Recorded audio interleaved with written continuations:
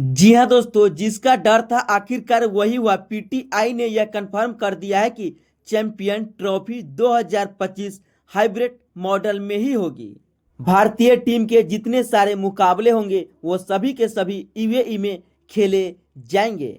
समय और टाइम में कोई बदलाव नजर नहीं आने वाला। चैंपियन ट्रॉफी 2025 में कुल 8 टीमें हिस्सा ले रही है, जिसे दो अलग अलग ग्रुप में बांटे गए। चैंपियन ट्रॉफी 2025 में कुल 15 मुकाबले खेले जाएंगे, जहां पे 5 मुकाबले यूएई में तो बाकी के 10 मुकाबले पाकिस्तान में खेले जाएंगे। चैंपियन ट्रॉफी 2025 की शुरुआत 19 फरवरी को होगा, तो इसका फाइनल मुकाबला 9 मार्च को खेला जाएगा। भारत अपने ग्रुप स्टेज के सभी मुकाबले यूएई में खेलेंगे, तो वही एक सेमीफाइनल और फाइनल मुकाबला भी यूएई में खेला जाएगा। लेकिन इन सभी चीज़ों को ध्यान में रखते हुए बीसीसीआई ने भारतीय टीम की खतरनाक एवं फाइनल स्क्वाड की घोषणा कर दी है चैंपियन ट्रॉफी 2025 के लिए। तो आखिरकार बीसीसीआई ने 15 मेंबर्स स्क्वाड में किस खिलाड़ी को शामिल किया है, तो किस खिलाड़ी को बाहर का रास्ता दिखाया है, जो कि कुछ इस प्रकार से। जी हाँ दोस्तों, इस स्क्वाड में नंबर 1 यानी पहले नंबर पर कप्तान रोहित शर्मा का नाम आता है। जैसा कि हम और आप जानते हैं कि रोहित एक बेहतर कप्तानों में से एक माने जाते हैं। रोहित अपनी कप्तानी में टीम इंडिया को एक बार आईसीसी का बड़ा टूर्नामेंट भी जिता चुके। जब रोहित ग्राउंड में आते हैं तो इनकी निगाहें सीधा अपनी बल्लेबाजी पर होती है और टीम को कैसे जिताया जाए इस बात पर ध्यान रखते हैं ज़्यादातर रोहित शर्मा। इसलिए रोहित को दुनिया की सबसे बेस्ट कप्तानों में से एक मानते हैं दुनिया के सभी लोग। तो ऐसे में हम सभी उम्मीद करते हैं कि रोहित की कप्तानी में भारतीय टीम चैंपियन ट्रॉफी 2025 जरूर जीतेंगे। वही इनके अलावा स्क्वाड में दूसरे नंबर पर टीम इंडिया के महान बल्लेबाज के नाम से मशहूर रन मशीन विराट कोहली को बीसीसीआई ने शामिल किया है चैंपियन ट्रॉफी 2025 के लिए। अभी तक विराट रोहित जैसे खिलाड़ी पाकिस्तान में एक बार भी कोई भी टूर्नामेंट नहीं खेल पाया है, लेकिन अभी यह कंफर्म हो चुका है कि रोहित और विराट यानी भारतीय टीम किसी भी कीमत पर पाकिस्तान नहीं जाएगी।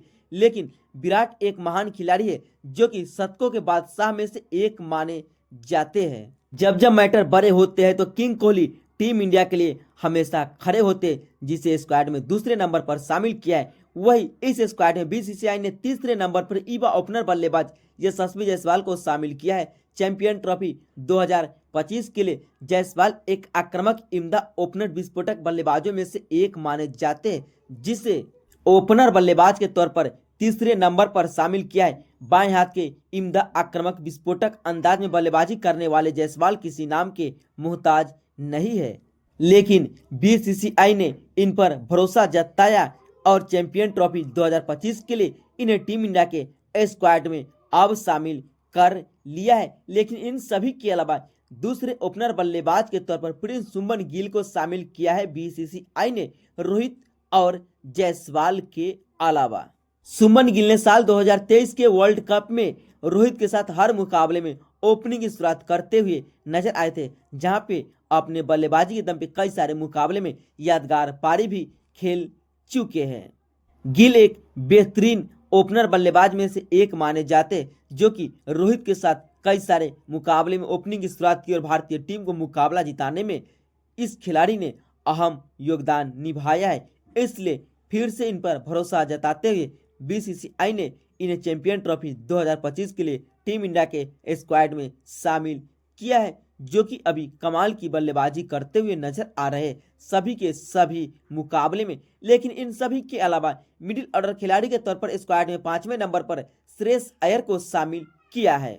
जब जब वनडे मुकाबले की बारी आती है तो मिडिल ऑर्डर बल्लेबाज के तौर पर श्रेयस अय्यर का नाम सबसे पहले आता है विराट कोहली के बाद, क्योंकि श्रेयस अय्यर वनडे मुकाबले में अनोखे अंदाज में लगते हैं और जहां पर पारी का अंजाम देते हैं, टीम को कैसे आगे की ओर बढ़ाया जाता है इस बात को भली भांति जानते हैं। वनडे वर्ल्ड कप 2023 के सभी मुकाबले में इन्होंने कमाल की बल्लेबाजी की थी, लेकिन फाइनल मुकाबले में इनका बल्ला पूरी तरह से फ्लॉप नजर आया। लेकिन इन सभी के अलावा दूसरे सबसे युवा मिडिल ऑर्डर बल्लेबाज के तौर पर इन्हें छठे नंबर पर टीम इंडिया के स्क्वाड में शामिल किया है, जो कि गेंद और बल्ले दोनों से कमाल दिखाते हैं। इसका नाम है रियान पराग, जो कि हाल ही में टीम इंडिया में T20 और वनडे में डेब्यू भी कर चुके हैं, जहां पे इन्होंने अपने बल्लेबाजी और गेंदबाजी दोनों से कमाल दिखाया। इनके बेहतरीन प्रदर्शन को देखते हुए BCCI ने इन्हें चैंपियन ट्रॉफी 2025 के लिए भारतीय टीम के स्क्वाड में शामिल कर लिया है, जिसे देख करके सभी लगभग हैरान हो चुके हैं। लेकिन इन सभी के अलावा अब बात करते हैं विकेट कीपर बल्लेबाज के तौर पर पहले नंबर पर नाम आता है KL राहुल का, जो कि ODI फॉर्मेट में कमाल की बल्लेबाजी और विकेट के पीछे कैसे मुश्किल कैच को आसान बनाया जाता है, इस बात को भली भांति जानते हैं। जिस अंदाज में ये विकेट के पीछे अपनी जिम्मेदारी को निभाते हैं, उनसे कहीं बेहतर अंदाज में जब बल्लेबाजी की बारी आती है तो KL राहुल अपने बल्लेबाजी के दम पे यादगार पारी खेलते मुकाबले को फिनिश करने की काबिलियत रखते भारतीय टीम को मुकाबला जिताते हैं। इसलिए इन्हें पहले विकेट कीपर बल्लेबाज के तौर पर स्क्वाड में 7वें नंबर पर शामिल किया है। लेकिन दूसरे विकेट कीपर बल्लेबाज के तौर पर ऋषभ पंत को चैंपियन ट्रॉफी 2025 के लिए टीम इंडिया के स्क्वाड में शामिल कर लिया गया है। बाएं हाथ के विकेट कीपर बल्लेबाज 17 नंबर की जर्सी वाली ऋषभ पंत भी एक बेहतरीन विकेट कीपर बल्लेबाज के तौर पर माने जाते, जो कि बल्ले से कमाल के अंदाज में पारी खेलते हुए नजर आते, लेकिन विकेट के पीछे भी कमाल की स्टंपिंग के लिए जाने जाते हैं। लेकिन ऋषभ पंत अपने काबिलियत का अंजाम देते हुए नजर आएंगे, ऋषभ पंत और KL राहुल विकेट कीपर बल्लेबाज के तौर पर। लेकिन इन सभी के अलावा ऑलराउंडर में 3 खिलाड़ी को शामिल किया है, जिसमें पहला नाम 33 नंबर की जर्सी वाली हार्दिक पांड्या का आता है। हार्दिक पांड्या एक बेहतरीन ऑलराउंडर खिलाड़ी में से एक माने जाते हैं, जो कि वनडे मुकाबले में 10 ओवर गेंदबाजी करने की काबिलियत रखते हैं और आखिरी के क्षणों में मुकाबले को फिनिश कैसे किया जाता है, रन को कैसे चेज किया जाता है, बड़े स्कोर में कैसे तब्दील किया जाता है, नो लुक शॉट मारने वाले हार्दिक पांड्या से पूछ सकते हैं। इसलिए हार्दिक बेस्ट ऑलराउंडर के तौर पर माने जाते हैं। वही हार्दिक के अलावा दूसरे ऑलराउंडर के तौर पर नीतीश कुमार रेड्डी को टीम इंडिया के स्क्वाड में शामिल किया है। इससे पहली बार कोई ICC का टूर्नामेंट खेलने का मौका मिला है। 88 नंबर की जर्सी वाले नीतीश कुमार रेड्डी, जो कि टीम इंडिया के लिए T20 मुकाबले में डेब्यू कर चुके हैं, टेस्ट मुकाबले में कमाल की बल्लेबाजी के लिए जाने जाते हैं। IPL में हम आप सभी ने इनकी बल्लेबाजी को देखा है, लेकिन अब यह वनडे मुकाबले में कमाल दिखाते हुए नजर आने वाले हैं, जितने भारतीय टीम के मुकाबले खेले जाएंगे। लेकिन तीसरे ऑलराउंडर के तौर पर स्पिनर ऑलराउंडर रविंद्र जडेजा को टीम इंडिया के स्क्वाड में मौका मिला है दूसरी बार चैंपियन ट्रॉफी खेलने के लिए। जी हाँ दोस्तों, बाएं हाथ के स्पिनर ऑलराउंडर रविंद्र जडेजा गेंद और बल्ले दोनों से कमाल दिखाते। चैंपियन ट्रॉफी 2017 के फाइनल मुकाबले में इन्होंने खराब की बल्लेबाजी के हार्दिक पांड्या जैसे धुरंधर को रन आउट करा दिया था, जहां से भारतीय टीम फाइनल मुकाबले को आसानी से हार गया था।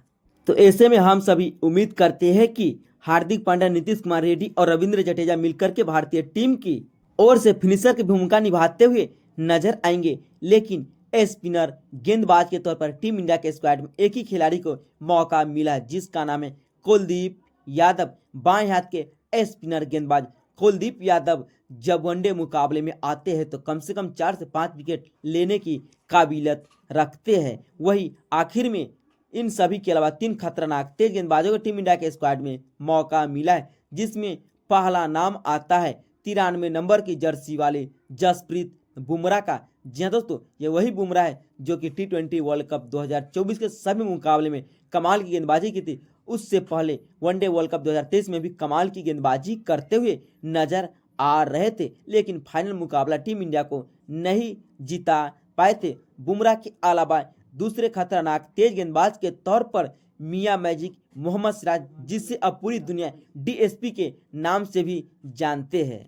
सिराज भी एक बेहतरीन खतरनाक तेज गेंदबाजों में से एक माने जाते हैं, जो कि ODI फॉर्मेट में जब यह गेंदबाजी के लिए आते हैं तो इनके इरादे साथ में आसमान पे होते हैं, क्योंकि 21 रन देकर के 6 महत्वपूर्ण विकेट भी ले चुके हैं वनडे जैसे फॉर्मेट में श्रीलंका के खिलाफ। और इन सभी के अलावा आखिर में तीसरे खतरनाक तेज गेंदबाज के तौर पर जिस अंदाज में वनडे वर्ल्ड कप में मोहम्मद शमी को शामिल किया गया था, उसी अंदाज में फिर से चैंपियन ट्रॉफी 2025 के लिए मोहम्मद शमी को टीम इंडिया के स्क्वाड में मौका दे दिया है। जी हाँ दोस्तों, ये रही मेरे हिसाब से चैंपियन ट्रॉफी 2025 के लिए टीम इंडिया की फाइनल स्क्वाड। आपके हिसाब से क्या होनी चाहिए? आप अपनी राय नीचे कमेंट बॉक्स में बताना नहीं भूलिएगा।